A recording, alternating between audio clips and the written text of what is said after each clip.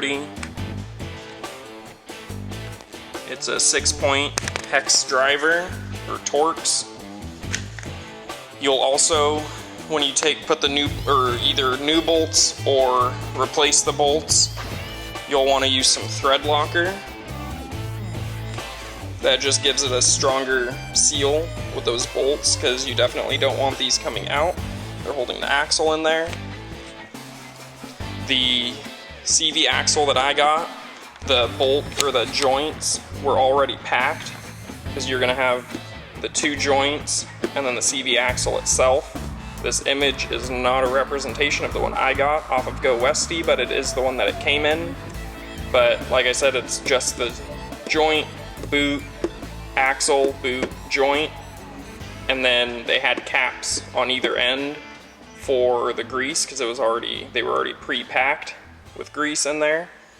And you pop those off, pop the new one on, and you're good to go. Here's a comparison between the two. So this side, it's starting to crack in there. Don't know if you can see, yeah, you can see it cracking a little bit. And over at this opposite end, it's just completely torn. So got exposed metal right there, and gonna have a good chance of just dirt, dust, water, whatever getting in there, getting into the boot, and then getting to the joint that way, which definitely isn't a good thing. New one, got brand new boots, obviously. It's not torn or cracking on the inner joint or inner end. Then they're bagged up, because to what I can tell, it looks like it's already greased inside there. So when I pop these off, we'll take a closer look in there. Last thing to note of the old one, it has these plates that they come in pairs. And so there's one here, then there's serrated washers for each bolt, and then the bolt itself.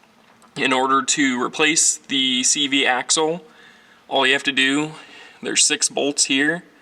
They have a 6-point like torque head, that T40, which I'll have up if I haven't shown already. So you can just loosen these. I loosened them by hand. You can take those out, take them off by pairs. There will be a serrated washer underneath, and then there's this metal plate that goes in pairs. There's 3 on here. Take that pair out, and then that plate comes with it. Make sure to keep it along with the serrated washers. So once you take those 6 off, you'll take the 6 off in there, and you want to make sure you don't have the axle just hanging. So when you take the inside off, you want to leave 1 or 2 bolts, or have it hang with zip ties or rope or something. I hung it right here, so it held up by the boot. And then I took those bolts off.